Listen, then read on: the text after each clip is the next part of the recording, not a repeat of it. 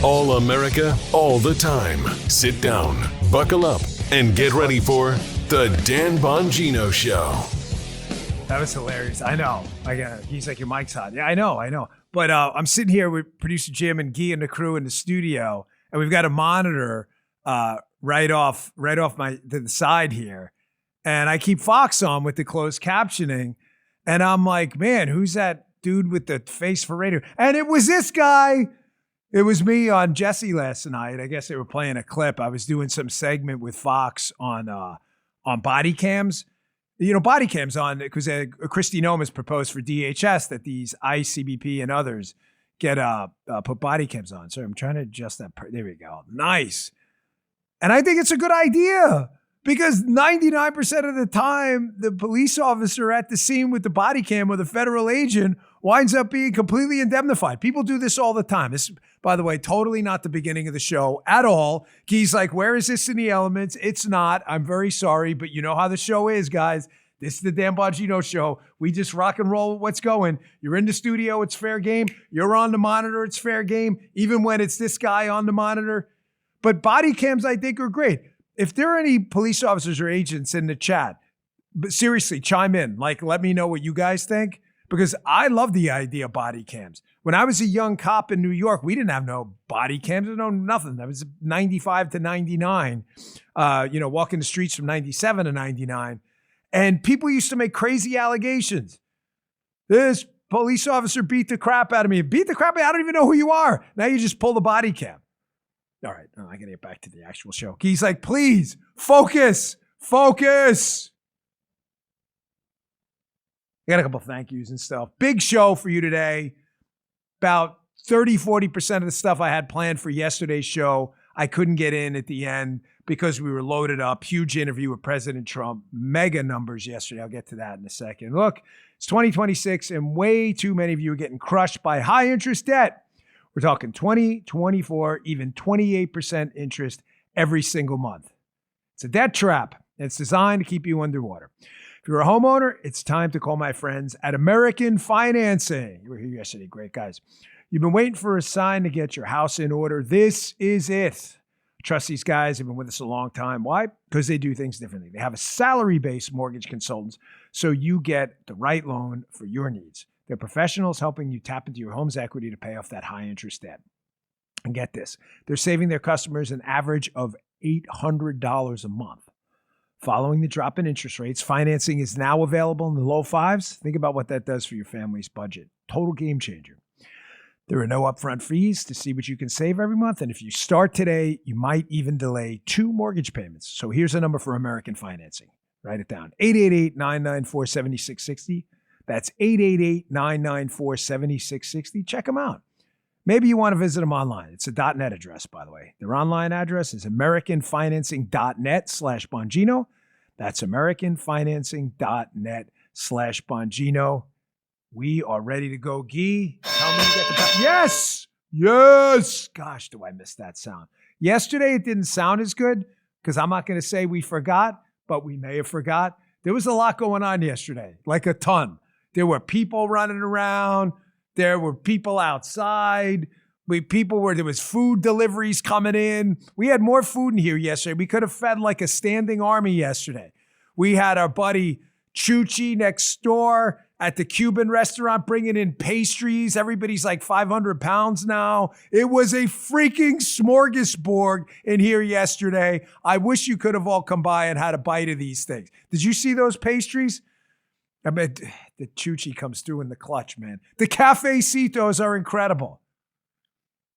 While we're thanking people, I have to thank you all. Yesterday was a monster show. Despite the massive attack on Rumble, trying to keep us off the air. And by the way, I don't know, did you guys read this? There was some like goofball story in Politico or something. It's like, and Dan Bongino, who generally stayed away from conspiracy theories, promoted a conspiracy theory that his show was attacked. Our show was attacked, you dipshits. It was a freaking DDoS attack while I was on the air. Are you freaking morons that stupid?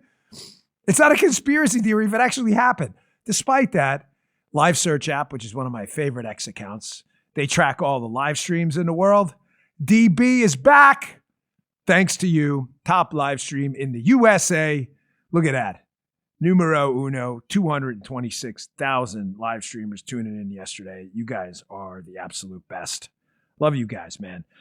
I really appreciate it. And, I said yesterday I had a lot of people to thank. I forgot a lot of people. I wanted to, when I was out there for the past year, cleaning up the bureau, locking up bad guys and doing what we got done, a lot of which you're going to hear about going forward too. Not necessarily here, but the news and stuff, not all done yet.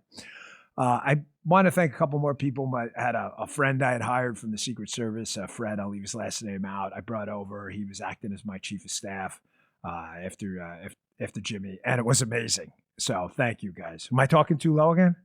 Okay, sorry guys. I know the sound. I know we're working on it. Which the studio, I've been out of action for a while. They're not used to it. Haley doesn't yell like I do. So we have to work on compression and everything so I don't blow your eardrums out. So I want to thank all those guys that helped me out. And also, Ben Shapiro was really good to me when we were gone. So I appreciate that, Ben. And I appreciate also the security detail that kept me alive the whole time. You guys were absolutely amazing. And if you know with the shirt. So thank you guys. Everyone who kept us safe and sound in the security detail. You guys are great. So yesterday we went through the past year of what we did, what we didn't do. Again, I promised you it's not going to be 3 years of here's the CV, but a lot of stuff we did were news stories that candidly I would be covering if I had done the job in the Bureau or not. They're important stories that we were a part of, some good, some bad, some indifferent, some just newsworthy.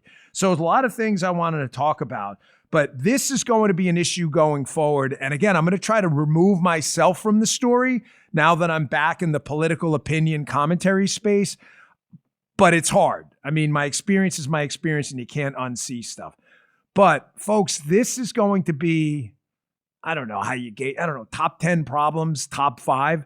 This is going to be a top 5 problem moving forward. We have got a really, really serious problem in this country. Listen to me, with a bifurcated justice system. If you fit the liberal stereotype of the screaming Karen in a suburban neighborhood, screaming about everything, who wants, to see men's penises in the women's room, then you're probably going to be subjected to a different justice system than guys like me or anyone else who subscribe to conservative or MAGA-based ideologies. You just are. We saw it in the justice system, and going forward, it's going to be a big issue. If a crime happens in a specific venue in a liberal city, we've seen this stuff creep up constantly. It is going to be a huge problem. I say that not to just present to you problems. Here's a problem, whatever. But there is a solution for it. But the solution's not pretty, and many of you may not want to hear it. The solution is it's going to take a really long time to get good, high-quality judges, magistrates, and I'm talking about Republican, Democrat judges. I'm just talking about judges who enforce the law in a nonpartisan manner. And I'm not indicting all of them, of course. There's some very good ones out there who, despite their politics, continue to do their job. No question. But there is a limited group of people out there on the bench who they can't get past their politics. They just can't. The solution to that is not a quick one. Many of these appointments are lifetime appointments, and they're not going anywhere. Meaning we have to go and do the hard legwork of elections where we get people like President Donald J. Trump. We get him elected, who appoints people who are nonpartisan constitutional judges as the others by attrition filter out. It's going to take a long time. The left has been engaged in this battle forever. And we saw it during my time over the past year, and you saw it in the news cycle. Check out this PBS story. I mean, I think we all saw this one. This was obviously an FBI investigation, FBI led. Federal judge sets back Justice Department's effort to seek new indictment against Comey. Ladies and gentlemen, not much you can do there. You can only do the investigation and present through the process the information. If it gets stopped by a separate branch of government, it's a long, slow slog. That's why yesterday I was I think it's fair to say angry and upset, bottled up for the last year about the doomerism who think like every problem is going to be solved overnight. It isn't. A lot of them are. And accountability is primary. It's the tip of the spear. But a sense of realism has to be too. Because stuff that's done fast on the judicial side is most likely done wrong. You saw it again in this New York Times article with the Letitia James case. I mean, you got to remember, none of this stuff mattered for Donald Trump. Donald Trump was ruthlessly targeted by a weaponized justice system, and nobody gave a shit about the evidence. Matter of fact, there was that case up in New York it's funny that he was accused basically of a scheme to defraud banks and elect for all this other crap where they bottled it into some crap case. And then the banks got on the stand, and the banks, I mean, tragically, but almost tragically, comically, like, we're not victims here. We'd like to do more business with the guy. And they're like, no, you're a victim. No, I'm not a victim. You're a victim. But I said I'm not a victim. We don't give a shit what you said. Hey, I'm under oath. I'm not a victim. Don't worry about the oath. We just said don't worry about the oath. You're not a victim. Doesn't this oath thing matter anymore? You see how there's two separate justice systems? Having seen a lot of this now from the other side, I said to you in my last show, what was it called? See you on the other side? Well, now I'm back on the other side. Ladies and gentlemen, it's a real problem, but it is fixable. I'm not a doomer. I'm not a black pillar. I believe in this country. We've been through a whole lot. I say it all the time. A revolutionary war, a civil war, the hippies, Vietnam. We've been through 9/11. We have been through a lot, and we are still the Lion King. That's it. We're sitting up there at the top of the mountain. With little, what's his name? Little Simba or something? We're sitting up there at the top of the mountain with little Simba. That's the United States of America. We kick ass and we take names. Sorry, I just like looking at the chat during the show. That is us. That is always us. So I don't want anyone to get into this kind of doomer black pill stuff. I promise the president and his administration know what they're doing. But these are real problems. We cannot have two separate justice systems. But I do want to be candid about the headwinds, ladies and gentlemen, because there are a lot of them. This president will not be stopped. I was glad to have him on the show today. Again, working for him was a totally different experience. People ask me a lot. They say to me, they go, Dan, was it everything you expected? And I said, well, nothing's everything you expect, right? I think the only way I can sum this up is, a lot of you are parents, right? In the chat, I assume 91,000, 13 minutes in, 91,000. Yes. I had to refresh my phone there. Nice. Jump from 40 to 91. A lot of you are parents, right? If I asked you, hey, is parenting everything you expected? You can read Jim, am I right? You can read 1,000 books. Jim's always sitting there off to the right, watching, observing, judging every time, always judging. I just want you to know that. He's also thinking about smoked meats as we go. You can read every parenting book in the world. Come on, be honest. It's never what you expect. You are always going to get a couple curveballs thrown your way. Working for this president, even though I had known him pretty well, I don't want to exaggerate. I mean, not like we were coffee buddies, but we knew each other pretty well. This guy is just... Are you guys comic book fans? Like when I was a kid, I used to read the Marvel comics. Like Juggernaut? Juggernaut can't be stopped. Like he gets moving and no one can stop him. Like I think him and the Hulk fought or whatever. That's the president. He's the Juggernaut. He may not have the helmet. Juggernaut has this weird look at helmet stuff. He may not have the helmet. He's got the hair, but no helmet. Like that's the president. He is not going to be stopped. He is the Marvel comic Juggernaut. He doesn't want to hear your bullshit. Here's his favorite question. Is very simple. His favorite question with a question mark at the end is why. I'm not sure we can do that. I'm not talking about like unconstitutional stuff. I'm talking about like why can't we save $500 million out of the FBI? I'm not telling you it was a specific conversation, but it's an example. Why not? Well, budget's a little. Well, why not? Well, make it work. Find it. Like he doesn't want to hear bullshit ever. And I love watching these media jerkwads who don't know this guy from Adam, have never met him. They called him once on the phone, talk about, my sources inside. You got no sources inside. You don't got shit. What the hell was that? Somebody just like sniper get us or something like that? You don't know squat. You don't know anybody in the White House. Some disgruntled 18-year-old liberal who got a job as an intern who brought the president's Mill-Aid one time, a cup of coffee. He's like, hey, let me tell you about my insight. You don't know shit. But this is why yesterday I was so livid at the doomerism that's going on. Man, accountability is everything. Yes, nobody should be like, trust me, bro. But we should also be realistic about results. Now, getting outside of the law enforcement bubble I was in for the last year and talking about in general, this was an unbelievable year one. Does anyone in the chat disagree? He's been in office a year. That's it. He's only been in office a year. He's got 3/4 of his term left. Simple math. Jim, am I wrong? 4 years, 1 down, 3 out of 4. It's not even meatloaf. 2 out of 3 ain't bad. 3 out of 4. He's not even halfway done. He's not even close to halfway done. And yet the tally sheet of W's, wins, results, accountability is freaking bananas. You're not going to hear this from the doomers. Everything sucks. Yeah, it sucked. This guy. All they do is tell you what didn't happen.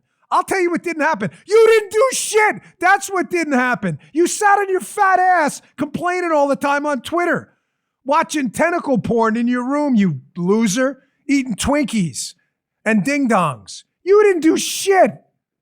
I didn't see you volunteering while he was racking up these W's. Well, this didn't happen. Well, a lot of things didn't happen that are going to happen. And some things that don't happen because they can happen. But you didn't know that. This is all the stuff the doomers ignore for you. And by the way, doomers, I'm talking about a lot of these liberal clowns too. And media folks. All they want to do is crap on this administration. 107,000, nice. Not even 20 minutes in. Love you guys. I knew you'd be back. I knew it. Bongino Army, man. You guys are strong. Guy, Wall Street Journal, Freeman article. Lock it up, Daddy-O. Here are some of the real records. Another nice surprise for the U.S. economy. Did we hear about this from the doomers? Probably not. You know I love economics. I don't like to bury the show in it all the time. It's my passion. I know law enforcement is your passion. I got a lot of passions, okay? I love me some economics. Productivity is very simple. You know what productivity is? Productivity is stuff we produce. And how do you get richer? By producing a lot of stuff. That's just the way to wait. Keep that up a second. When you produce stuff, you're really rich. What's the difference between us and the third world? We've got a lot of stuff other people don't have. It's not just jewelry. It's cars, it's medicines, it's better office buildings, a capital infrastructure, better banks. We're the best. The United States is the freaking Lion King. This Wall Street Journal article by Freeman, hey, are we in a productivity super cycle between AI and all this other stuff?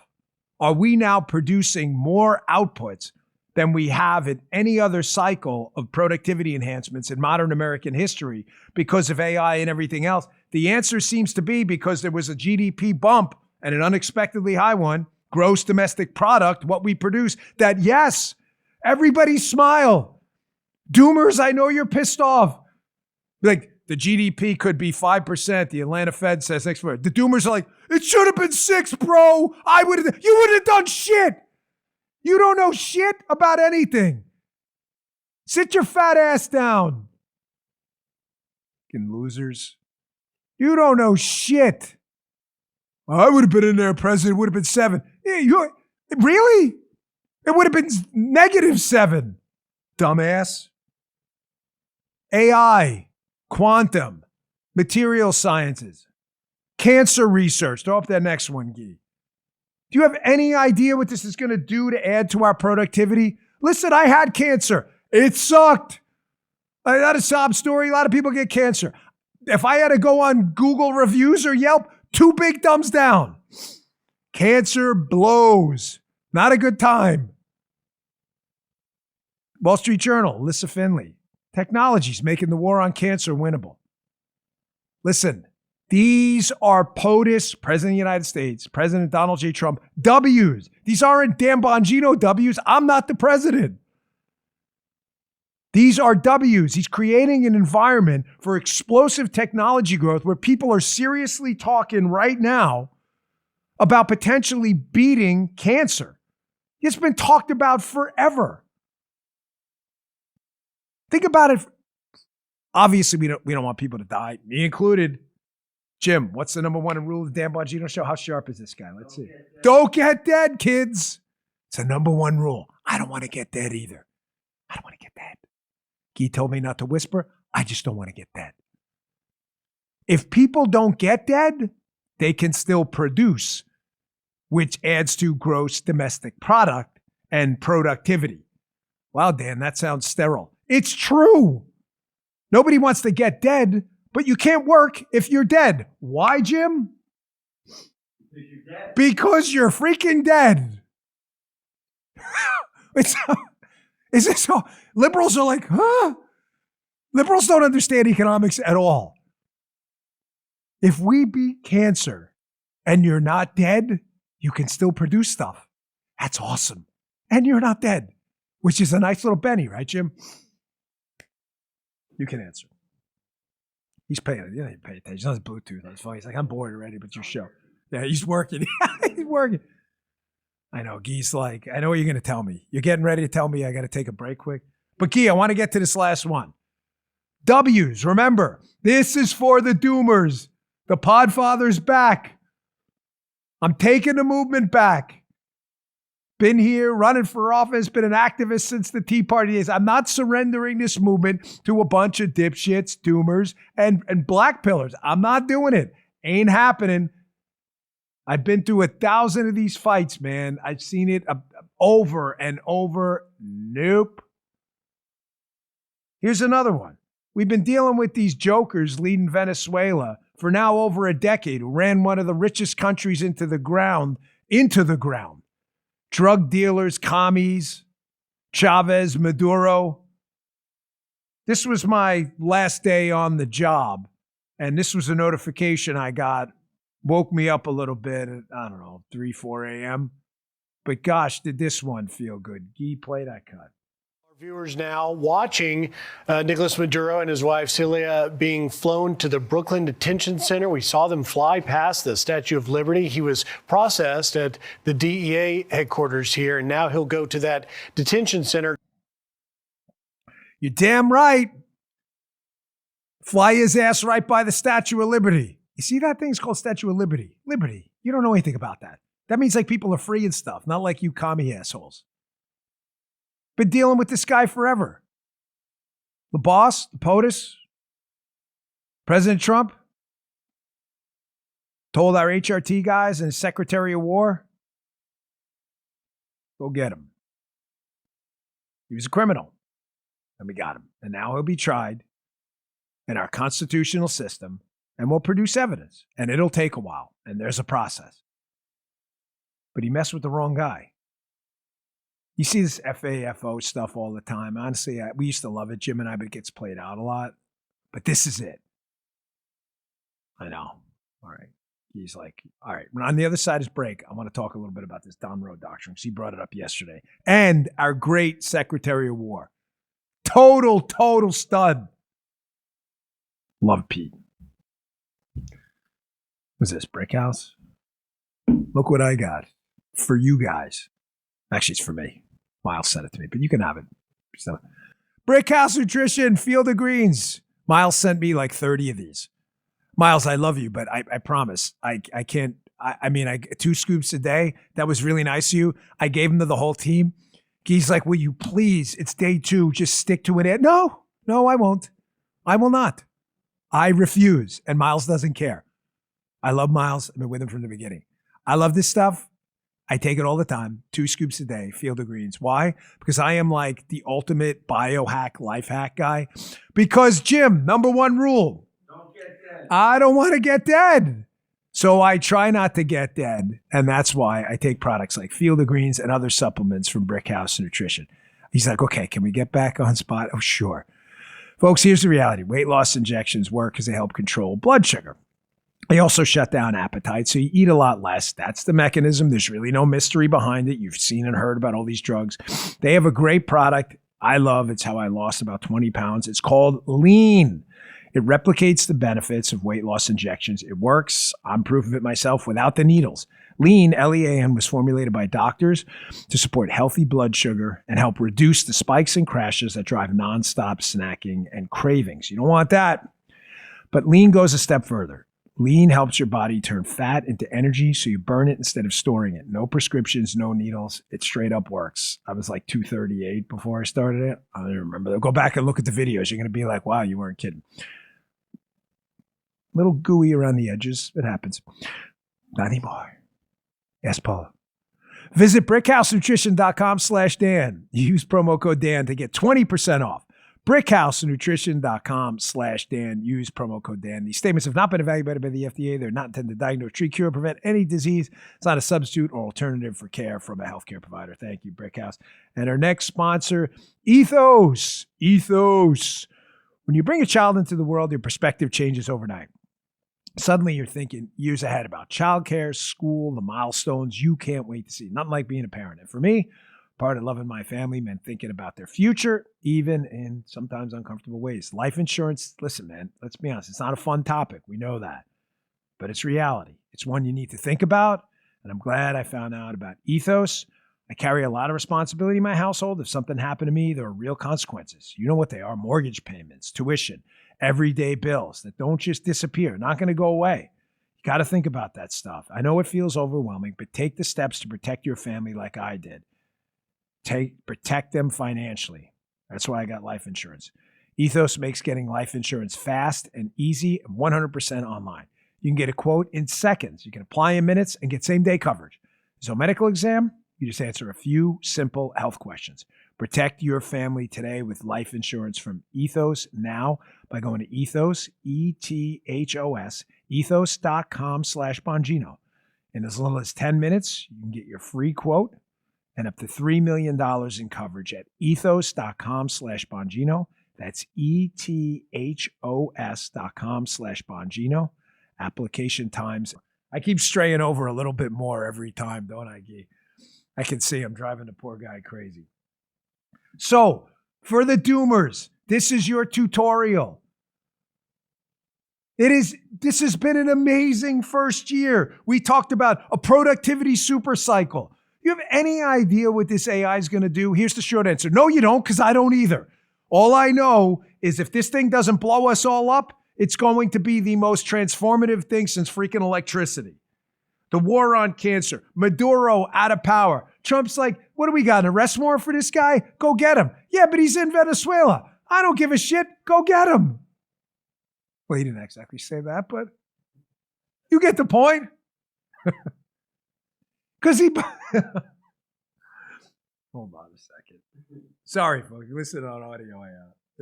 I'm like, the cold brew stuff, I can't get enough of it. It's like 20 degrees in Florida. And I'm drinking cold brew. Hold on. All right. 114. Nice. He believes in the Monroe Doctrine. You know, you had the Monroe Doctrine. Donald Trump's got the Monroe Doctrine. He is not going to let anyone put a footprint in our hemisphere that wants to do really bad things to us. Oh, come on. People must have thought about this in the past. Everybody thought about it, but nobody did shit. Chavez, Maduro, none of them. Now, I always have to, I kind of be careful when I talk about national security for obvious reasons. I hope you understand that. I think you do. You guys didn't pay me to go out and come out here and be some superhero, write a book like these other morons and, blow up the national security picture. Let me give you all the secrets. Never going to happen. But based on stuff you can read in the public, I think it's fairly obvious, ladies and gentlemen. China, North Korea, Iran, Venezuela, Cuba. A lot of these countries have significant surveillance interests trying to surveil us. The threat picture is different. You have industrial control systems. You have the compromise of a grid. You have space-based threats. You have underwater threats. You can read all about this stuff in the newspaper from people who've blown it up in the past. You have traditional threats, ICBMs, hypersonics, drones. These are not threats, many of them, not all, but not threats that existed in the 60s. And they definitely didn't exist in the 1800s. Donald Trump sees these threats every morning. This is a little inside baseball. We talked about it yesterday with the president himself. But everybody knows the president every morning gets his daily brief, the PDB, the president's daily brief. The principals and deputies around the government get roughly the same brief. Pretty much, most of it's pretty much the same. Sometimes he gets very specific stuff for him. He's read in on everything. This is why I was saying about the media. Listen, I am an avid, firm, hardcore believer in the First Amendment freedom of the press, period. That's a full stop-aroo. But that doesn't mean you know anything. It just doesn't. I'll read these articles now after the experience I just had with these like national security reporters and all these other, dipshits out there. And you got to laugh because you're reading the real information on the inside. And it's like reporters saying zebras have no stripes. Like, of course they have stripes. Have you ever seen a zebra? They have no idea. I'm telling you, folks, whatever you think of the mainstream media, folks, whatever you think about them, the liberal hacks and goons in the media, it's 10 times worse. I'm not kidding. This is not like some clicky baity thing. I don't need it. I got no time for it. I'm just telling you now, having seen it, it is 1,000 times worse. You will read stuff in the newspaper that is so categorically wrong and ridiculous. You're like, they got that from like a janitor in the basement of the White House. Here's a guy who does know the threat. And I got to tell you, it was an honor to work with him. He's been a friend a long time, but working with him was different, whether it was Golden Dome or other projects or working with his people.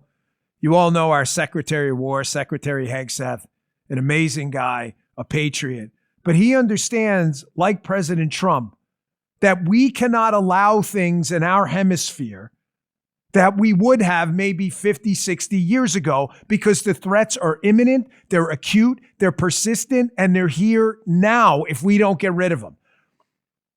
What Secretary Hegseth also understands is that the days of the United States government having a monopoly over technology are over. We are going to have to work with private sector companies, drone threats, cyber threats, all of it. Folks, there's no way around it.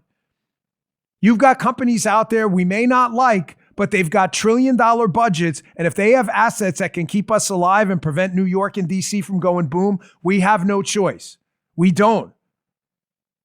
Here's Secretary Hegseth yesterday in a speech he was giving. I picked up as I was putting the show together. I loved it, where he's talking about their cooperation with these private sector enterprises to get the best military technology possible in the hands of our amazing patriotic thank you to our warfighters. Check this out. What you're building here at Merritt Island is a core function of the arsenal of freedom. You see, the arsenal isn't just about door kickers or guys dropping precision bombs, although we like those guys very much. It's not just about intel analysts and mechanics wearing camouflage. They're all important to our nation, to be sure. But look at the thousands of square feet that make up this production site, where you produce the next generation of launch vehicles and spacecraft, like the New Shepard launch vehicle and the Blue Moon lander. I just had the privilege of also meeting with Administrator Isaacman over at NASA. And your work here, along with his, will help President Trump accomplish the national security policy objectives at record pace, including critical projects like Artemis. And you're exactly right. We're going to make space great again.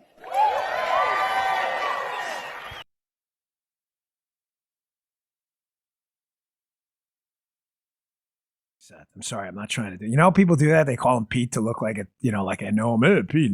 I'm sorry, I'm not trying to do that. I hate that shit. It drives me crazy. My buddy Johnny, it's Director Ratcliffe. So I hate that. I can't stand it. It drives me freaking bananas. I'm trying, But let me tell you about my experience with Secretary Hegseth. He, like Cash and others, who came into an agency from the outside. Cash had some government experience, but was not an FBI agent before. It filtered down from the president. This is the best kind of inside baseball I can give you. The most important question in the world, everyone was instructed to ask and follow through. Why? He's another one. Well, we don't work with that company. Why? Well, we can't. Why? Is it a rule? No, it's not. We just haven't. Well, he totally threw out and scrapped a lot of this stuff they had done in the past and said, why? Why are we doing that? Why do we have this footprint there and not that footprint there? And I'm going to tell you something. I have the utmost respect. Listen to me. This is really important. Utmost respect for our warfighters. You know that. If you've been listening to this show, my greatest regret in my lifetime is not going to the military. It really was. Staff Sergeant Williams, my recruiter for Marine Corps, the NYPD called with the cadet program. I wanted to go in later, and the golden handcuffs in it. No excuse. It kills me to this day. There's nothing like warfighters. Nothing. There's no experience like it. You either did it or you didn't. End the story. But $1,000. There's no way. But man, some of the people in the administrative bureaucracy at the top of the Pentagon had to go. They had to go, folks. We had a lot of this DEI stuff we found in the FBI was just infecting the Pentagon too. And I'm sure when the secretary's time is up and he's able to talk more, he's going to tell you that too. All these leaks that came out of the Pentagon, Pete irons his jacket before he was on me. Who the hell who gives a shit? Do you remember that? Like, that's a story? Like, they would never in 1,000 lifetimes write that story about anyone appointed by a liberal president, ever. It was just meant to try to discredit him, and I promise you it's not working. Let me just give you a little tutorial, too, for the media on these people, why we're going through. By the way, just to keep everybody grounded, we're talking about the POTUS W's. It's been an amazing year. Amazing. But here's a little tutorial for the press. If you think you're going to get a Trump cabinet member fired by writing negative bullshit stories with zero substance at all, let me just tell you right now, having lived it with absolute certainty, the best job protection in the world is liberal media zeros. What are you laughing at? I haven't even said it yet, Jim. Liberal media zeros writing an article demanding Jim Verdi be fired as the secretary of Dan Bongino show. I'm not kidding. If you want to ensure secretary of the Dan Bongino show works the entire 4 years, write an article.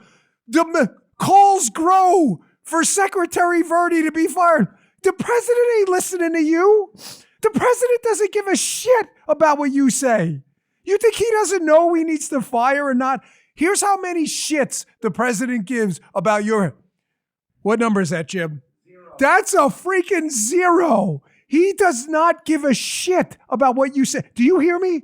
Washington Post, New York Times, CNN, MSDNC, or whatever they're called now, CBNB, NBC, I don't even know what the hell you call yourself now, Mad Cow, all these other lunatics over there.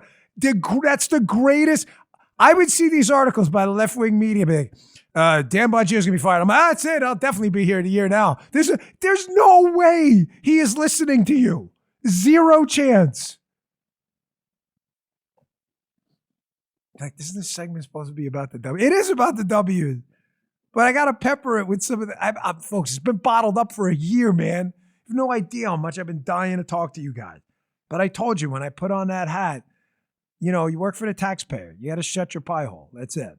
And it was hard, though. It's hard. Wasn't easy. Kim Strassel, who, listen, Wall Street Journal's no huge fan of President Trump. I don't think that's a mystery, guys, ladies out there. You know that. So when they write an article about W's big wins for the Trump administration in what has been an incredible first year, it's legit.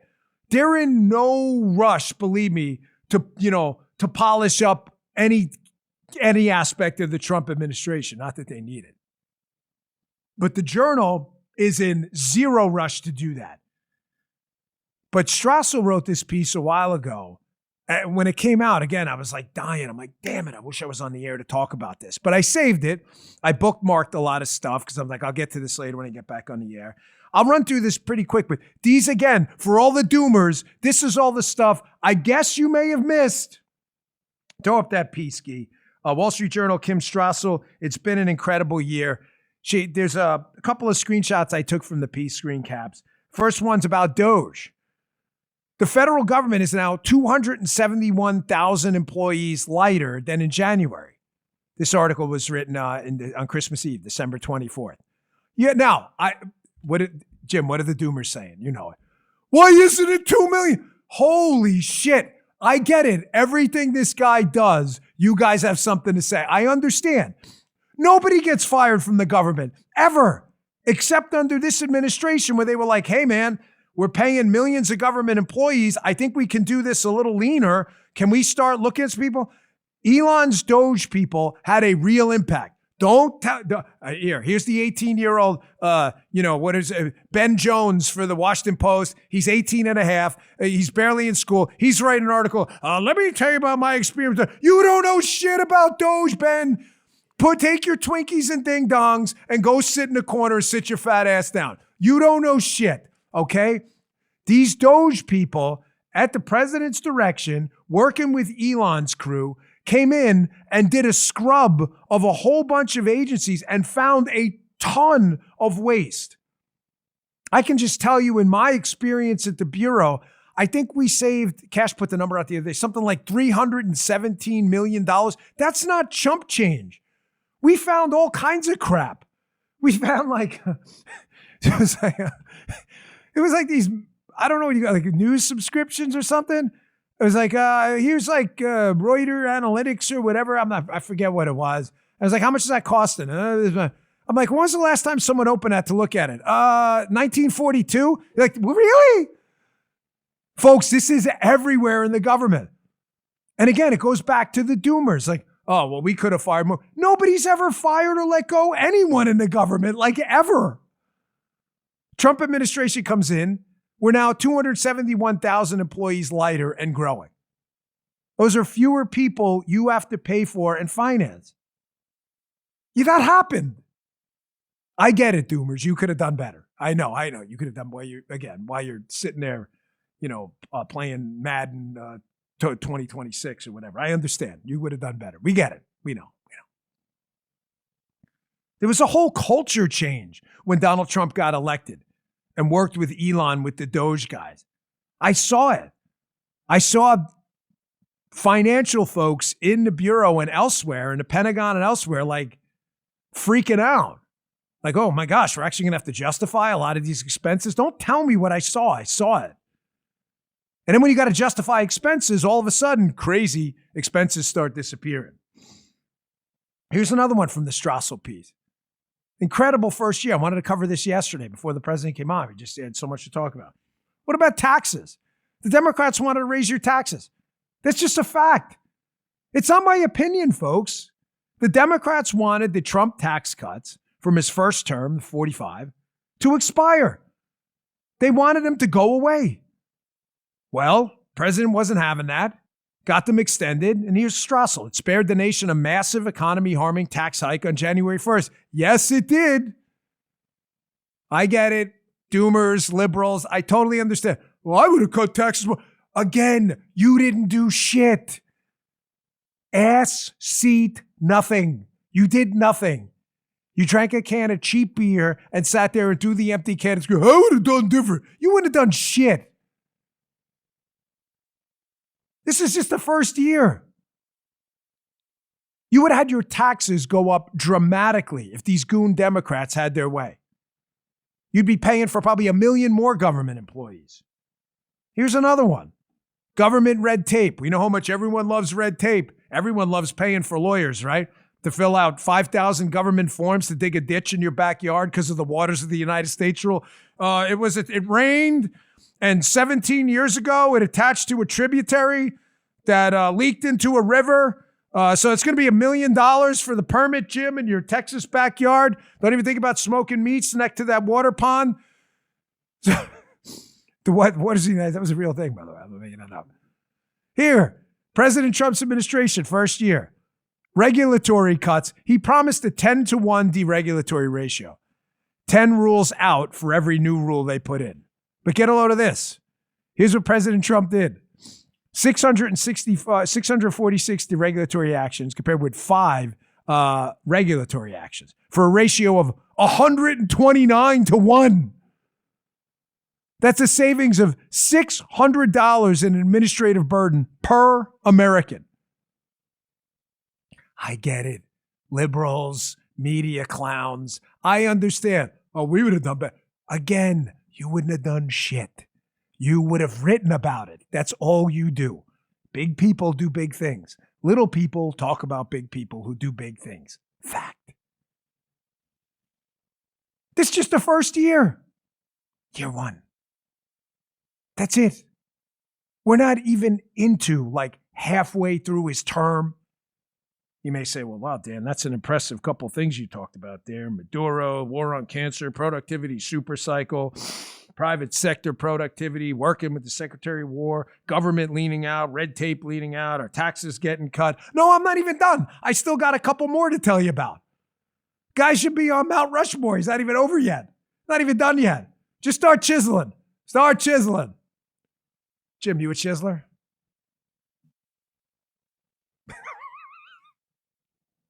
Put up that other one, the energy boom.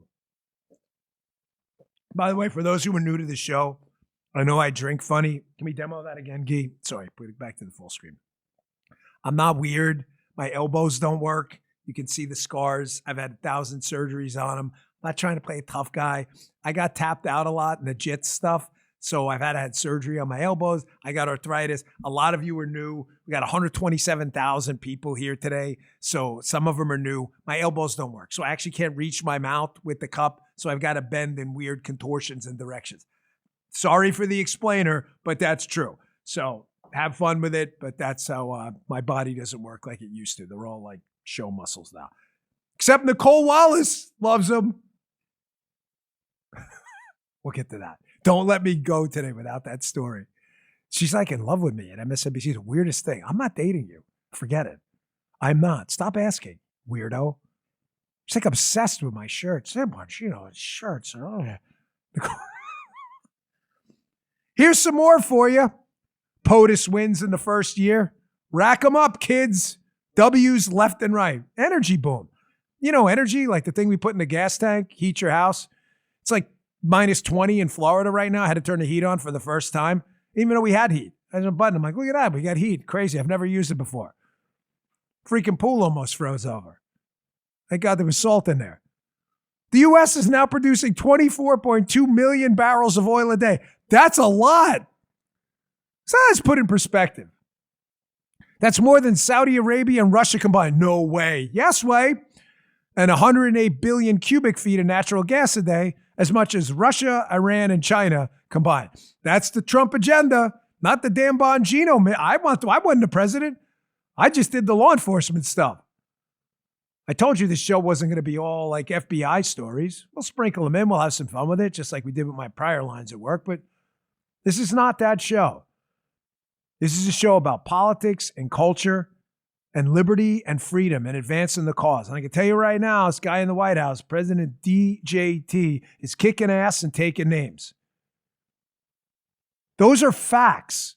We are producing a shit ton of oil and natural gas, more than the biggest oil and gas producers in the world. Where do you read that story with the doomers and the lib media? They're like, if I was in charge, I produced 27. You didn't produce shit. Again, for the umpteenth time. Fat ass sat in the seat and did nothing. Smoking a cheap cigar, drinking a cheapo beer, like the beer Homer used to drink in The Simpsons, and you threw the empty can at the screen while doing the Leo DiCaprio Giphy. You know the Giphy? If you're on Twitter as much as I am, you know exactly what I'm talking about. My guys, thank you. You know, he texted me right now. I appreciate the compliment. You didn't do shit. Leo DiCaprio Giphy. You just pointed at the screen. The Trump administration did this, not you. You just complained. Here's one more from that article. This is a doozy, and I lived through this one personally. DEI, which is a rotting, metastasizing cancer in the federal government. This diversity, equity, and exclusion. It's inclusion. No, it's exclusion because you exclude people you don't like. You have to fit a preferred category for the liberal narrative or they hate your guts. Trump administration dismantled government DEI offices and programs, enforced new standards on federal contractors, and brought actions against universities over the question of anti-Semitism and other things, which is disgraceful and disgusting. And I know you know my stance on that, which we'll be talking about a lot, in case it's any mystery to anybody out there. Folks, the DEI culture change was profound from day one. Day one. I'll just give you my experience. Again, we worked under the Department of Justice. The FBI used to, if you look at the FBI seal, the Department of Justice on top, we're on the bottom, on our own seal. We work for the Department of Justice. I was there, I don't know, a couple months or so. Media, of course, wrote a story about it because, these leakers who I addressed yesterday, total scumbags inside the government. They leak everything. They leak like Dan Bongino drank a Diet Coke. I don't even drink Diet Coke. It was, I'm not sure that actually happened, but it would have. The DAG, the Deputy Attorney General, Blanche, he put out this email, like, we're not doing pronouns in anybody's, because people had all these, you would get these emails. Jim, I'm not even kidding. You get these emails like, pronouns like they, them, she, shall. No, we're not doing that. We're not doing that. So Blanche was like, no, we're not doing no. Here's the liner. It'll be your name. It said like your name and your title. Like, that's it. We're not doing like inspirational quotes in there or anything. You get some of these emails and they'd be like, the wind bloweth over the South Sea. Get that shit off your email. It's a government email, you goofball. We don't need your inspirational quotes. Put it on your tombstone. The wind bloweth over the South Sea with a rose gold horizon. Get that shit off your email. Todd was like, no more. I'm just telling you my experience. This was throughout the government. Secretary Hegseth over at the War Department did the same thing. No, we're not doing this DEI. And then a bunch of whiners in the Bureau started complaining. Oh my God, you're making us do a pull-up? Yeah, man. God forbid you actually have to pull yourself over a fence in a foot pursuit. Shit, I mean, who would need to do that? Leak it to the media. Oh, they're making us do a pull-up. Oh. My wife is 51. She does 3 pull-ups herself. Probably could do 5 if all she did was pull-ups on. Wait. Oh, we got to do pull-ups? Oh, my gosh. Do you believe it? Then they leak. There's some story leaks like, Dan said in a meeting one time, ring doorbells. And if you show up overweight and stuff, yeah, you know what? You know why they said that? It wasn't exactly the quote. Because when you ask people in prisons who've engaged in AFOs, assault on a federal officer, or any officer for that matter, when you ask them in prison or elsewhere after they've been locked up why they attacked that officer or that person, they give the same answer every time. You know what it is? Because I thought I could take them. That's why. This DEI stuff was a freaking cancer, man. An absolute cancer. Here, let's wrap this segment up about year one. I got a lot of stuff I want to get to, too, including Nicole Wallace's bizarre infatuation with my shirts. You like this one, Nicole? I can get you one. I know the guys.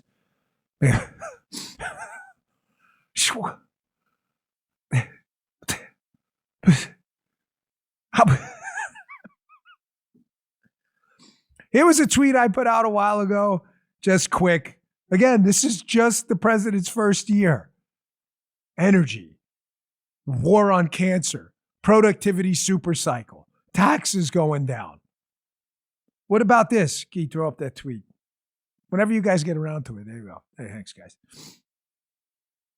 I know the chat will be like, leave the guys alone. It's like a union for the crew here. I wrote this on my Twitter account a while back. Midterms are coming. The first year was for the record books. Friends don't let friends blackpill. Violent crime arrests double in Trump's first year. Illegal crossings in U.S.-Mexico border plummet. President Trump brokers another historic peace deal. Atlanta Fed doubles GDP to 5-something%. The GDP at 5%. You have any idea what 5% GDP is? 5% GDP, the economy doubles in about 14 years. Doubles, like in real value, doubles. Don't worry about it. The doomers, I could have done better. Yeah, sure. You wouldn't have done shit. Here's another one, LA Times. These are like massive victories for any administration that he's had so many, the president, they get lost. People probably forgot about this one. LA Times, which hates the president. U.S. overdose deaths fell through most of 2025, federal data show. Jim, who was the president in 2025? Donald Trump. That's so crazy. By the way, Brickhouse, thank you for these cups. I'm not a big fan of plastic, so.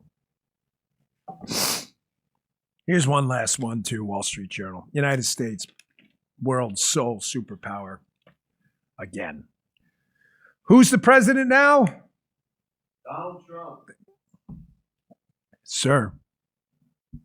They'll ignore all that. They could have done better. Folks, I want to get to this next. Going to take a quick break, but in my year away from you all, and gosh, I can't say it enough, I really missed you. In my year away from you all, I had to, keep my opinions to myself. I was not paid for that. I can't say it enough. And it's hard because, a lot of life losers and grifters and stuff, I think they thought I wasn't coming back. I don't know why they would think that.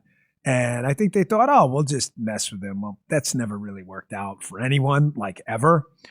But some of the stuff I saw really, really like ate me alive inside. One of them I just saw the other day. So I know you've heard this Billie Eilish thing 1,000 times. And I don't do a lot of this like pop culture stuff because I don't really care most of the time about this garbage. But I got to do it. So I'll take a quick break. Last couple spots for today's show. Folks, I am a big believer in dose. I'll occasionally have some wine on a date night with Paula or something like that. And, cholesterol, I monitor my blood. I take my blood work every couple months or so. Cholesterol's tough, and for many of us, it's genetic. Paula and I discovered a while back dose. It says recently, but I got to tell you, folks, we've been taking it for a while, and you know that. So we've been using dose for a really long time. Matter of fact, we were using them before they were a sponsor because I love the product. It's a clinically backed cholesterol support supplement that helps target triglycerides, LDL, HDL, and total cholesterol. Honestly, Dose makes it so easy to make it part of your daily wellness routine. It's just a daily 2-ounce shot that tastes like mango, no pills, no powder. They have tons of great products over there, by the way. Dose, D-O-S-E. Dose uses ingredients like turmeric, coenzyme Q10, amla, and other naturally occurring ingredients, and it gets delivered right to your door. Dose is easy to start, even easier to make your part of your self-care routine. Paul and I are big life hackers. I'm 51. I feel good outside of my bones falling apart, but I feel pretty great. Dose for cholesterol is a way to get help in taking control of your own health, and something that I can help delay more intense conventional therapies. Just quick, I just got my blood work done. Maybe I should show it to you so you think I'll find it for this. My cholesterol was 165. That was it. So I have the lab results. I'm not going to fudge them. It gets delivered right to your door, getting the support you need for your health easy to stick to. You want it to be easy, right? Right now, new customers can save 35% on your first month by subscribing and going to dosedaily.co/Bongino and entering Bongino, Bongino, at checkout. I'll spell it out for you. DOSE, dose, daily, DAILY.co/Bongino. dosedaily.co/Bongino for 35% off your first month subscription. These statements and products have not been evaluated by the FDA, are not intended to diagnose, treat, cure, prevent any disease or condition. Great product. Thanks, Dose. We're more than happy to use it. We love it. And finally, they're back. Our buddies, Helix Sleep, man, we've been wearing them out. I moved up to DC with Paula. I'm like, Teresa, get on the phone with Helix. I need a mattress. I needed a mattress. You got to go to sleep. And I did it. I love Helix Sleep. I got them everywhere. My daughter loves it too. Whether it was my time working in government or getting back behind a microphone, one thing that keeps me going is a good night's sleep. not only for mental clarity, but also for my physical health. Got to clean out all that lymphatic, all that stuff that builds up in your brain overnight. I rely on Helix. Paul and I have had our Helix mattress for years. We've had a few of them, and we're really happy we made the change. Helix matches you with the perfect mattress based on your personal preferences and sleep needs. Makes buying a mattress super easy. You can have confidence with your match with seamless returns and exchanges. The Happy with Helix, Helix, Happy with Helix guarantee offers you a risk-free, customer-first experience designed to ensure you're completely satisfied with your new mattress. Even my guys here in the studio, they all have Helix. They love it. They got their match. Go to helixsleep.com/Dan for 27% off site-wide. Helix. That's helixsleep.com/Dan. Get 20% off site-wide and make sure you enter our show name after checkout so they know we sent you. helixsleep.com/Dan.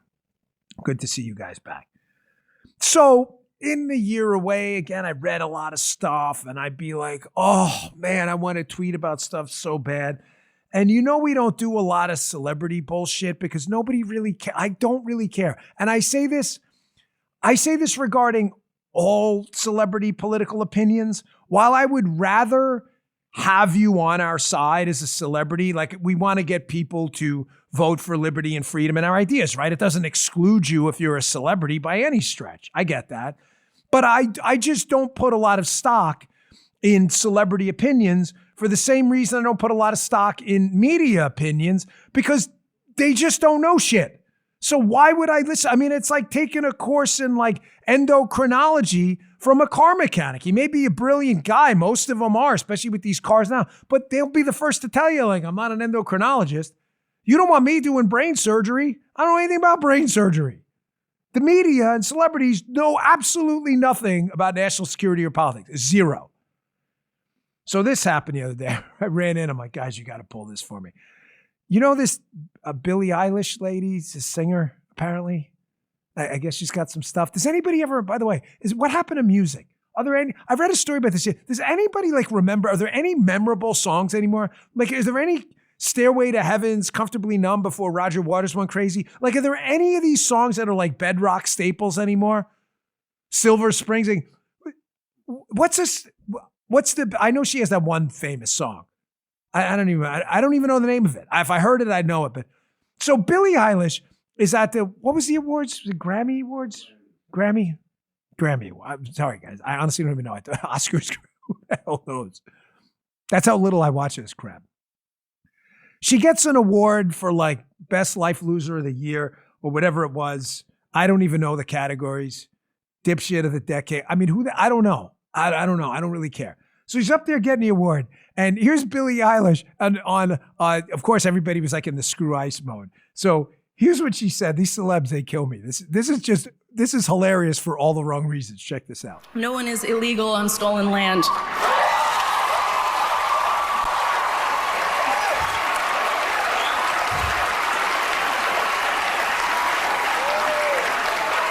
And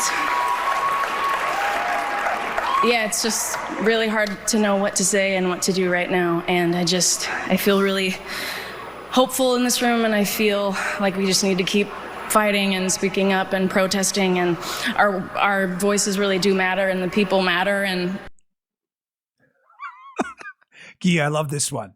I had them cut this yesterday. I didn't know where they were going to end it. I'm glad you actually let it go for a second. Says, nobody's illegal on stolen land. I'm not even sure I should do right now. I got a recommendation for you. How about you shut the fuck up? Nobody gives a shit what you have to say. Just sing. Nobody gives a shit. On stolen land. What is this? I guarantee you, she has made no effort whatsoever to return her home and her. I know you've heard it 1,000 times because it's just so, it's almost become like a cliche. Give it back. Just give it back. If it's stolen land, then just give yours. Why don't you start? How about this? Hey, Bill. Do you go by Bill? I don't really care. Okay. Bill, I got an idea. You're probably worth, I don't know, 10 million, 20 million. I don't know. I'm not a singer. I don't know the revenue model. I know this revenue model. I don't know. She's probably worth 10, 20 million. How about you go out? Don't even turn over your house. I'm not even asking you to do that. Take about 10 million, go buy up a bunch of like lots, and then return them to the people you think they were stolen from. Well, I don't know who there's. Of course you don't. Nobody else does either. People die. Tribes went to war. Indian tribes went to war. We went to war with the Brits. The French went to war in Indochina. It happens all the time. There is no such thing as stolen land. There is land people live on and there's land people don't live on, okay? This stolen land bullshit in the United States, give it back. All these universities, they start off there. They do these university ceremonies and graduation. They're like, we're going to do a land acknowledgement. Here are 72 generations of people who lived here. Dude, a guy lived in my house before I bought it too. Did I steal it from him? Do you have, are you people morons? Bill, go buy up some land and just do a genealogy thing or whatever. Dig up the soil to see do a DNA test on 27andMe or whatever the hell it is. And just give it I'll tell you what, I promise you, Bill, I will do another segment on the show and extend mad respect to you. I will be like, hey, at least she's not a shit talker. She won't do it. She's not. If no one's illegal on stolen land. Actually, we have this thing called the law. You are illegal. If you violate the law to come here, by default, you are illegal. Give it back, Bill. Give it back. Reminds me of my friend Brian when they brought him out a steak and a potato, and he thought the potato was another steak, so he gave it to my brother at dinner. Then he figured out that he was left with the potato and he gave away his steak. And he said, give it back. Give it back. Just give it back. I have an update on that story. Wait, did she give it back? There's a statement from the tribe where her home is. Okay, this is a lifetime update. The Tongva tribe reacts to Bill, Big Bill, remarks about stolen land. As the first people of Greater Los Angeles Basin, we do understand our home is situated in our ancestral land. Eilish has not contacted our tribe directly regarding her property. We will follow up today. Yes, I love you, the member of the Tongva tribe. You guys are heroes. That is incredible. Yeah, please follow up and make sure she returns that stolen land. Brilliant, brilliant. What's the Alinsky rule, right, guys? Rules for radicals? Hold them to their own standards. Show us the way, Bill. Show us the way. Here's another phony. I hate bullshitters. I hate it. And talkers who don't do stuff. Like, go do stuff or shut your pie hole. Here's another one. Wall Street Journal. Mitt Romney, a guy I got to tell you, I really can't stand. I'm like embarrassed I voted for this guy. I mean, we really had no choice. It wasn't like the alternative was any good. But I got to tell you, like, of all the votes I've taken, like, this one's the worst. I didn't have much of a choice. We were all kind of in a pickle with that one. It was like, remember I told you level 10 decisions, the shitty decision and the shittier decision, trying to find out which one? He was Romney back in December. I was still on the job, complaining that he doesn't pay enough taxes. Holy Moses. Dude, just cut the check, just like Big Bill. Give your freaking property back to the Tongvas. We love the Tongva tribe. Give them back to Tongva. Give them back to the Tongva tribe. Mitt, there is a line on the IRS forms. We have shown it many times. You can donate to isn't there a website to make voluntary donations to the United States Treasury? A Big Mitt. Go for it, bro. You're like a trillionaire. Just write the freaking check. All these rich assholes. Oh my gosh, I should be paying more. So pay them. Pay them. Here, get your ass out of the seat. Yes. Go to the website on your computer and just cut the check. Dude, here's a pen. Stroke the check. Here we go. Just sign it. Hey, Mitt, if you want to cut a check to the studio too, you can do that as well. You got a couple $1 trillion. I'm going to pay more taxes. So pay him and shut up. Just pay him. Stroke the check. Freaking zero. I can pay more taxes. Do it. I'll give you a little. I tell you what, I promise. Again, along with Bill, stroke the check and we'll cover it on the show. Listen, I got more on some of these media morons. Why is it on my mind so much too? Because again, like when you see these stories from the inside and these perilous national security threats that are going on every day, and then you see how the media writes about President Trump like he's some kind of a moron and they have more information than he does. It's like really seriously like offensive. Here's what I mean. Again, I just want to be clear on this, but I said again twice. Again. You remember that? Do you remember that? We're bringing back all the oldies. Again. Norm Macdonald, again. We got to play that clip. Line that up. We got to do that for tomorrow.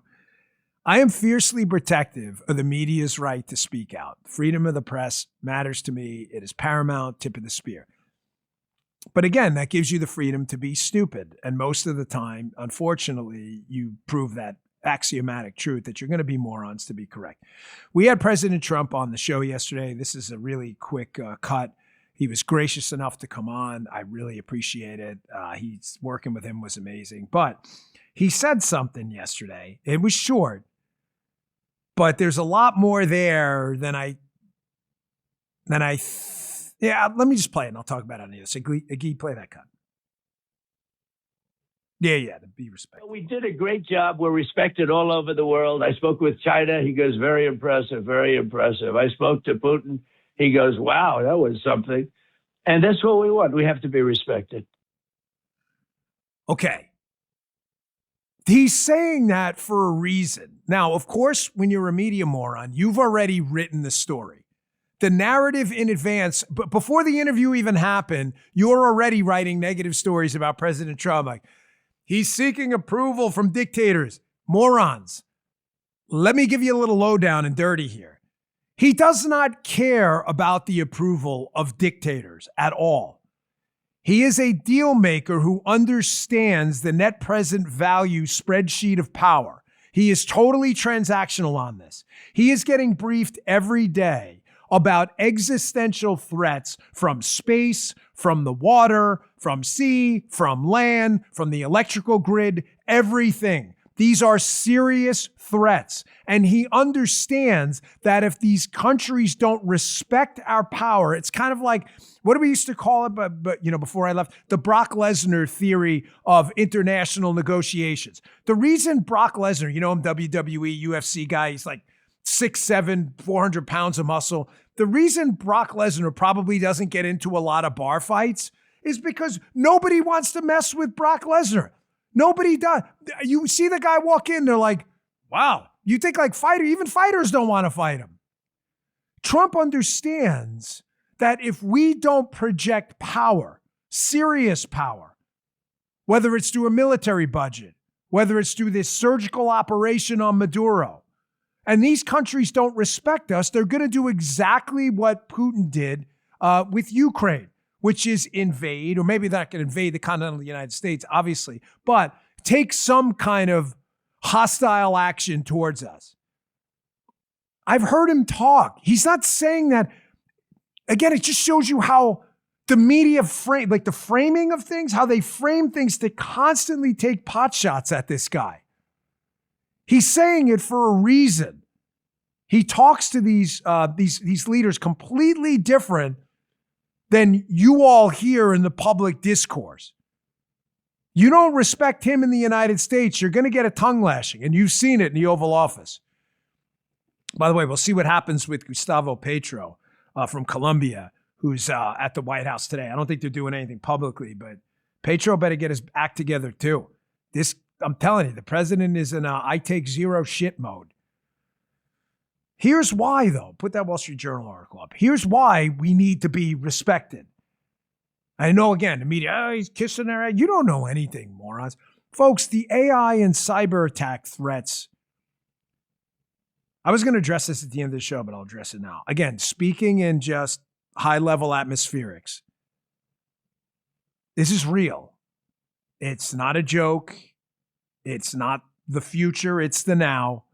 These are very, very real threats. I've been discussing it on my show before I went to my job, the bureau job, and now that I'm back. These are very real threats. Some of them are MAD type threats, mutually assured destruction type threats.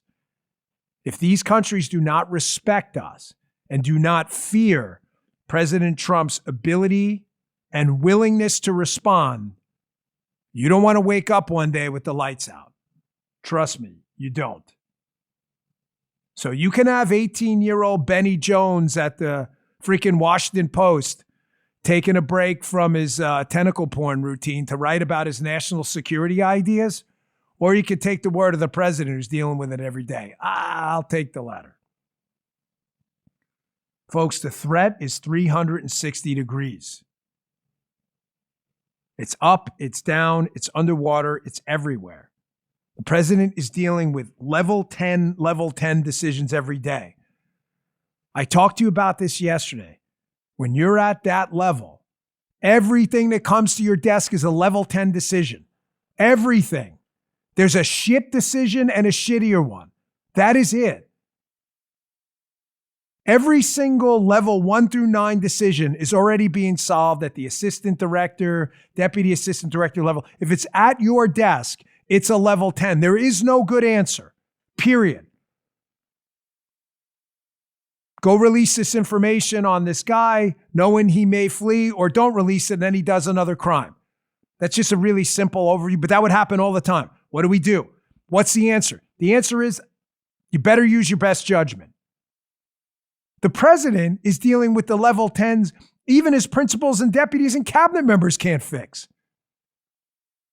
I'm not telling you accountability doesn't matter, media people. I'm not telling you anyone's above criticism. I'm just telling you maybe you should know what you're talking about before you constantly harp on every little word the guy says. You know he speaks in a very discursive manner.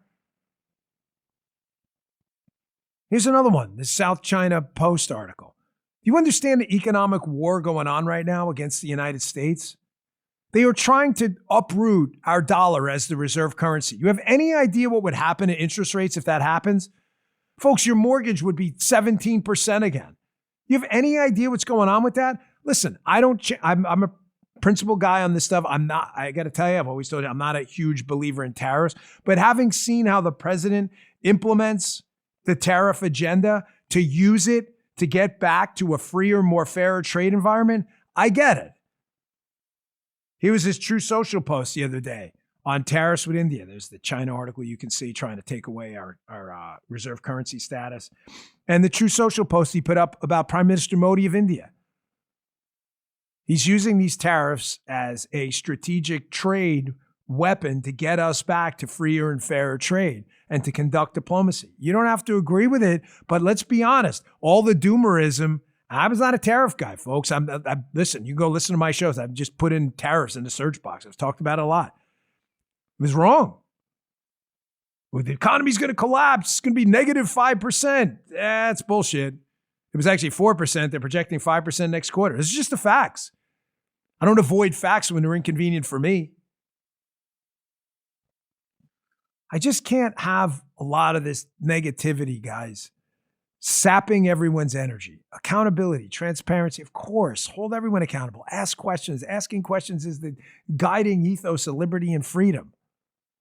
But my gosh, man, let's have a realistic assessment of where we are and what we've done so we don't harm our own cause in this fruitless, cannibalistic endeavor to eat our own people alive. The doomers are taking advantage with the liberal media. They're like best buddies now of an effort to sabotage this movement from the inside. I have seen it. There's a lot of influence campaigns going on to fracture this movement from the inside. And the liberal media loves it. Here's a Hollywood Reporter piece about it. MAGA civil war. There's not going to be a civil war. I'm taking this movement back. I'm not the only one. It's not my movement. I'm part of a movement. MAGA versus MAGA. Who's winning the right-wing media meltdown? You see how these liberal media people, they love this. They love every second of it. And what I used to say on my radio show, on my podcast before I left, when your enemies, the Hollywood Reporter elsewhere, are writing about your things and they're doing something you want them to do, you don't want, they want you to don't get in their way. When your enemies are screwing up, don't stop them. That's what they want. That's why they're all buddies. They quote each other. You've seen it over and over again. This is why this matters in the midterms. Well, of course the midterms matter. They're elections. No, they really matter. If we lose these midterms, this president will be impeached. And the last 2 years, all of the great stuff, this is the setup here I just told you about, spent the last hour talking about. The economy, energy, GDP growth, war on cancer, productivity super cycles, national defense, crime rates, GDP explosions coming up. All of this stuff I told you about is going to be donezo, man. We're going to be dealing with an AOC-led impeachment for 2 years and a bunch of goons every day on TV. Mr. President, you drink a Diet Coke last night? I promise you it is going to shut down everything. We're going to lose all the chairmanships. We cannot sap the energy out of the room with an unrealistic doomer-like atmosphere that nothing's happened when it's happened. I want you to watch this Harry Anton clip. He's a pollster over at CNN. Talk about the midterms and why they matter. It's not just House of Representatives and Senate seats. Third of the Senate's up, the entire House, obviously up every 2 years, House of Representatives. It's not just about that. There's a long-term realignment coming that's going to be really good for the Republican Party. But it's not going to be good if in the short term, i.e. this election cycle, we don't get through this.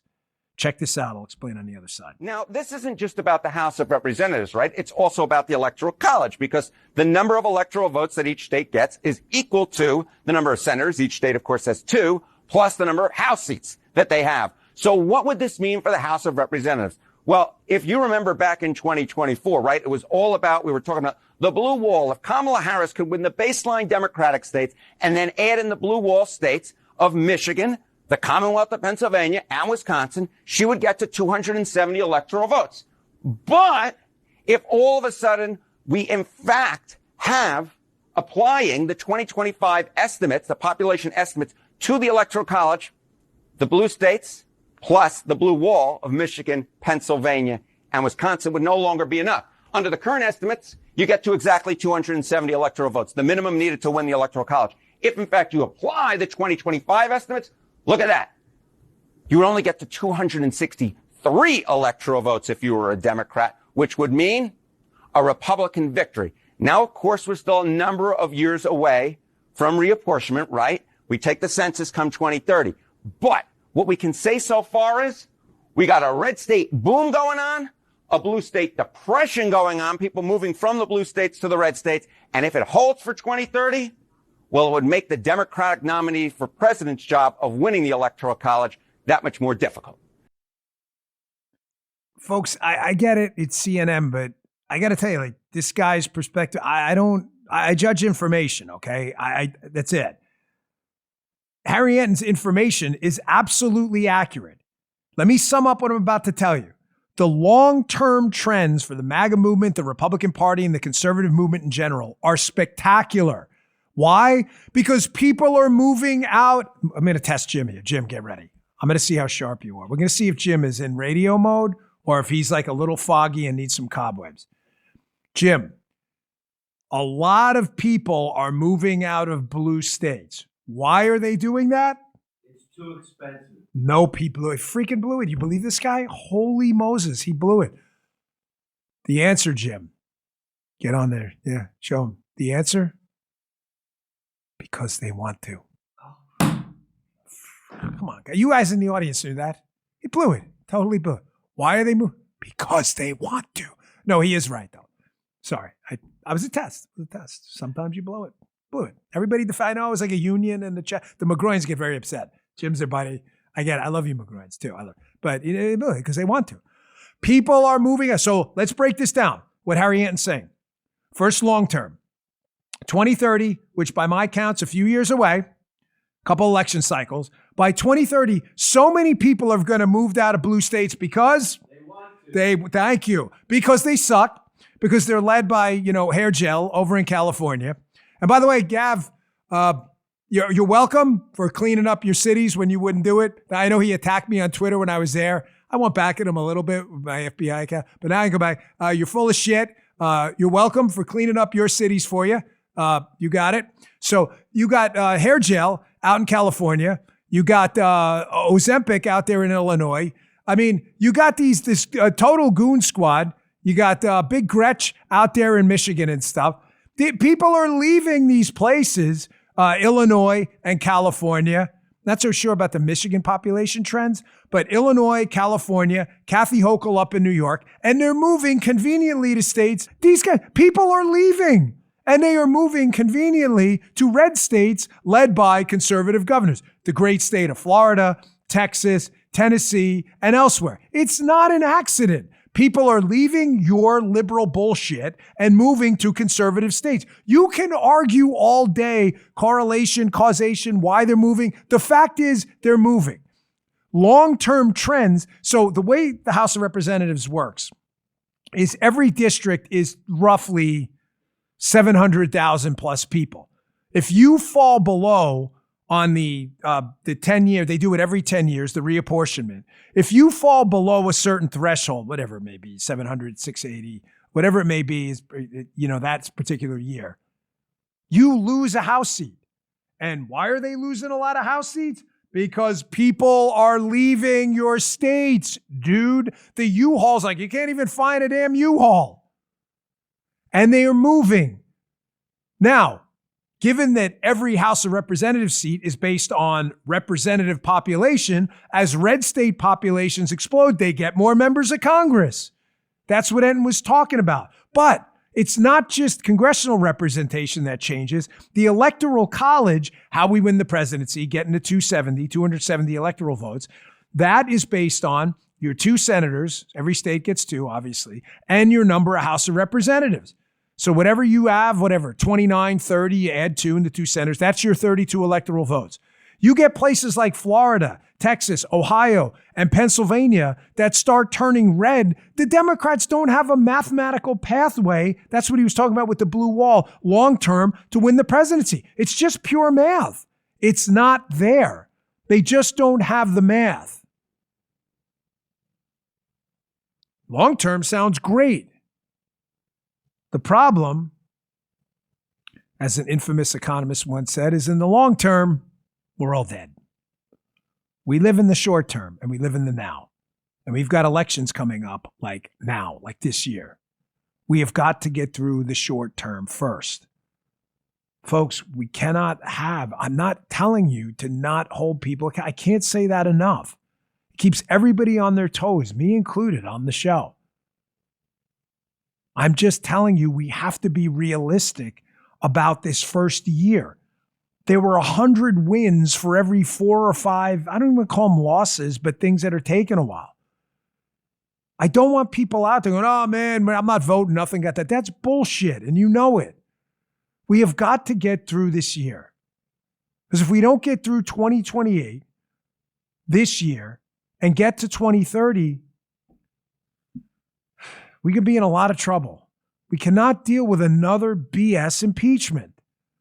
They're gonna impeach him for anything. He tied his shoes wrong. We don't really like that, so definitely a high crime and misdemeanor. You know it's gonna happen. The country doesn't have time for it. I just told you there were really persistent, deadly, everyday national security threats, economic threats to the dollar, trade war threats. We don't have time for this. Right, this show's been really serious today, outside of a couple Dan Bongino comedy breaks or whatever. But I definitely need to lighten this one up a little bit. I told you I wasn't leaving today without the House is just breaking news on Fox. House is holding a test vote on that government spending bill. You know, we're in a partial government shutdown over DHS funding. By the way, we've held over 100,000 people for the last hour and a half, or 115,000. That is unbelievable. I love you guys so much, really. I mean, I feel like I know so many of you. Thank you, guys. In the chat, thank you. I really appreciate it. It means the world. I will never take you guys for granted. Look at me. Fokker, look at me. Seen the movie? I love you guys. Best. Here's that story I was telling you about before. This freaking weirdo on MSNBC is like in love with me. Nicole Wallace. Now that I'm back, Nicole Wallace goes off on freaking joke Dan Bongino, wears t-shirts that are obviously too small. Zachary Lehman, Mediaite. This was December 28th. Nicole, again, you can stop asking. I'm not going out we're not going to Nobu on a Friday night for some Wagyu hot rock steak. It's not happening. I know you've got this quiet little kind of boiling bunny obsession. I get it. We know you're a weirdo. We get it. From your 20 listeners on MSCBN, BNBC. What's it called now, by the way? MS Now? MSNOW? I get it. Nikki, the answer is no. Sweet cakes, I'm not going out on a date with you. I know you're constantly commenting about my shirt size and whatever size. I don't know what else you got. I am not doing it. The answer is a flat no. I don't know what size this is, but I promise I'll make it smaller for you tomorrow. There are people out there who cannot get me out of their heads. I see them. They can't stop. I said to you yesterday, the greatest superpower in the world is the power to command attention. I learned a lot of lessons about that over the last year. That's why Trump is so powerful. No one's got a bigger microphone. It's the greatest superpower in the world. I'm not kidding. Even more powerful than I think the presidency. That's why he has both, is the power to command attention. And my enemies, man, do I have yours. You just can't stop. Every day. I'm not going to tell you I hate it. It's good for me. But I don't solicit it either. Every day. Stu Thompson reached out yesterday, right? From the New York Times, reached out to producer Jim for his 10,000 piece on Dan Bongino. This guy, I better be in your will, Stewie. So Jim sent him back a response. And I noticed he only put, Jim, what was the response you sent back? You have it on your phone? Yes. What did the response say? Do you remember? He wanted some, he's like, Dad, I think you have a lot of enemies. Whatever. Quoting Dan directly. Yes. Thanks for the question. Go fuck yourself. Yes, thank you, Jim. That was the exact quote. It was like, thank you for reaching out. Go fuck yourself. We're back. And he puts in the article in the New York Times, Dan Bongino spokesman responded, we're back. No, that's not how we responded, Stu. You can share the email. You can put the go fuck yourself in there too. They can't stop. So to the Bongino army, the McGroin crew on my staff, that's it. That's the email. Jim was nice enough to not dox his email. That is the exact email. Do you guys have that ready to go? Thanks for the questions. Go fuck yourself. We're back. There you go, Stewie. Stewie. Does he have pronouns in there? Xi Zhao? Did he have them in there in his thing? We don't care. Well, actually, we do care. We just like, you guys are like obsessed with, like, we don't spend a second thinking about Stewie. We use him for show content, but they can't stop with us. Nicole, his shirt size is too small. Why are you thinking about that? That's kind of weird, isn't it? Besides, I was joking. I'm from Queens. Everything runs small. Schmediums. Here was one I saw when I was in there, talking about before how these clowns and jokers, they will write a story about anything as long as my name is in it, because they know there's money to be made. It is just an entire clickbait enterprise written around the whole Bongino Inc. operation here. Put up that Washington Post article. This one, I rarely laughed about stuff because it was a serious job. But this one, this headline was freaking hilarious. I read this in the Washington Post. It's a real story, by the way. This was December 12th of last year, so not that long ago. Washington Post. Secret meeting. Jim, secret meeting. Secret. This is a real headline, folks, if you're listening on Apple, Spotify. Secret meetings between FBI and Ukraine negotiators spark concern. Wait, keep it up. I got to read the subheadline. Director Kash Patel and his deputy, Dan Bongino, met with the top peace negotiator in a pressure campaign to end the war. I read this. Someone sends it to me. I'm like, secret meeting? I'm like, the meeting that was on my public schedule, you can probably FOIA, that was attended by, and I think the Ukrainians took a picture. Like, what the are you guys? Just to be clear, to the Washington Post dipshits that wrote that piece, who's on that? Who's that? What's his name? Like, is that the Benny Jones we were talking about before, or Brian Jones, or whatever that? Whoever wrote that piece, do you guys like? Do you think the FBI, like, God forbid, Jim, you think the FBI has an interest in meeting with foreign, law enforcement folks and everything? Just throwing that out there. A little bit, maybe. Happens. Probably met with about 20, 30 foreign partners about law enforcement stuff. The Ukrainians are different. We had a meeting about like drones and the threat and stuff. They took a picture. It was on the schedule. There were like interpreters, people that were secret. Here's the best part. The meeting wasn't even in the secret part of headquarters. It was in like the dining room. These people are such clowns. Who is it? John Hudson, Siobhan O'Grady. Oh, Perry Stein. Perry Stein's back. Secret meetings. This is why, like, they're reaching out for comment. Like, I don't have a. How do you argue with stupid secret meetings? Secret meetings.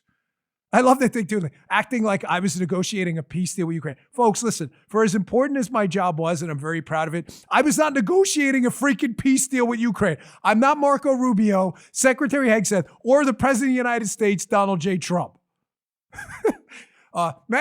Jim, President, hey, Dan, can you negotiate the end of the war in Ukraine? I don't know, Mr. President. That's kind of, do you think I love my job. It was a great job. Loved every minute. Whatever. Can't even take this shit no more with these idiots. Remember though, yesterday I was discussing with you how they set up these media narratives too? This was another example when I was in there of how exactly this went down. Here's my good friend, the great Julie Kelly, who I love to death, who has done so much on J6 and elsewhere. Julie put out this tweet. I'm reading this media report. It was in the New York Post. And they're like, FBI whistleblower. By the way, anyone they declare an FBI whistleblower, you better be sure, like, some of them are, some of them aren't. You better be sure, like, they're blowing the whistle on stuff, because read their backgrounds, a lot of them. A lot of these new, like, FBI whistleblowers are Ray and Comey era people who are just looking to sabotage this whole reform agenda. So there was this piece that came out in the New York Post, and they were like, oh my gosh, we don't like Cash and Dan, boo-hoo, blah, blah, blah. Oh gosh, whatever, more whining, more bullshit.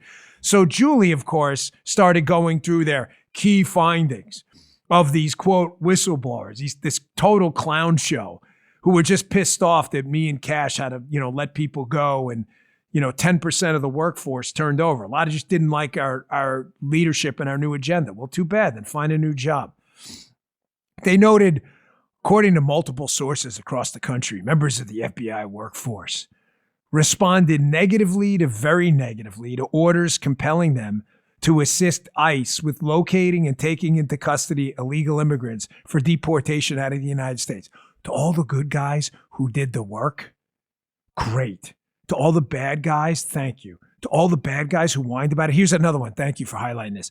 They note, and this is the whistleblowers, by the way, the Ray Comey era disgruntled zeros, that nobody at the FBI knew anything about ICE rules and regulations.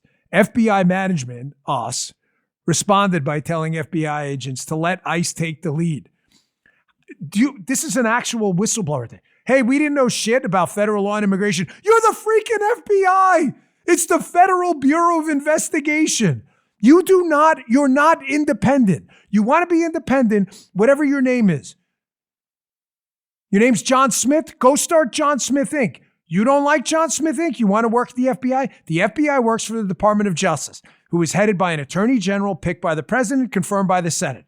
The Department of Justice falls under the executive branch under the President of the United States. There were criminals in the country who were here illegally. Cash and I, at the direction of the president and the attorney general, said to our guys, we are going to help get these people out because we're the freaking FBI. And what do? They go whine in the New York Post. We didn't want to do it. We didn't know shit. Well, you better get to know shit, because this is what we do. And you're damn freaking right, we were going to help in that endeavor. And that's why the violent crime rate is the lowest it's been in American history, and the murder rate plunged. Because a lot of these people who are here doing really bad shit were here illegally. Whistleblowers. We don't want to do ICE stuff. I don't give a shit. And thank you to the guys and ladies who did. You did an amazing job. There's a small group of malcontents. We don't like the immigration agenda. Nobody gives a shit. Run for president yourself. You can appoint a new attorney general. I love how the media ignores all that. I cannot believe they allocate. And by the way, the allocation of FBI agents we used to assist in getting illegal criminals and rapists and drug dealers out of the country was very reasonable compared to the entire workload dedicated to CT, counterespionage, and other things. And the numbers back it up. Counterespionage arrests were up. Counterterrorism arrests were up. So you can you don't know what you're talking about, these media goofballs, these clown whistleblowers. What do you think? I wasn't going to come back on the air and call you morons out? We didn't know anything about immigration. It's your freaking job to know things. That one was hilarious. And thank you, Julie, for picking it out. Did we have another one on that? That whistleblower thing? Because wasn't there another? Yeah, there is. Okay, thank you. Here's another one. Ray Comey era malcontents. All pissy about how new management was there. You don't like it? Quit. I left the Secret Service. I went and ran for office. That's fine. You don't have to stay. You're working for the taxpayer, not working for you. I don't like doing immigration. Good. Find another freaking job. Here was another whistleblower complaint in the New York Post piece that covered this. They note that diversion of personnel away from national security mission. By the way, that's totally made up and absolute bullshit on its face. But here's the quote. Wait, put that back up again. I want to read the quote you had there. If left unaddressed, this will lead to cascading national security threats. Oh my God. Ultimately compromising the security of our country. Another source, by the way, they never named themselves, similarly reported, diverting FBI special agents in this way will harm our national security and serve as an additional blow to the FBI. Counterespionage arrests were up. Counterterrorism arrests were up. The violent crime rate, which is a national security problem, is the lowest it's ever been. The homicide rate is the lowest it's ever been. Gang arrests were up. 764, these people who terrorize our children in this sick network were up. You guys are just full of shit. You don't know what do you know how many man hours we spent, Cash and I, in the director and deputy director's conference room, strategically water ballooning and moving manpower around to make sure we got all of the missions done the right way? Clowns, man. Total clowns. But it's like I said yesterday, and I'll wrap up with this. Folks, when you're at that level, and you're at the president's level, the president is dealing with level 10 problems every day that people in his cabinet and his principals and deputies, even they didn't have an answer for. The guy's got a lot on his plate. This is a republic. You are free and welcome to comment on anything you want to comment about, as long as you're not breaking a law and threatening someone's life. That happened to me, by the way, when I was in there, which was weird. Thank God we had a security detail. Freaking weird. A lot of weirdos came out of the woodwork. I'm just telling you in the context of this show, this has been an amazing year. Can you do things better? You can always do things better. But perspective and context matter. The guy, the president, is dealing with massive headwinds.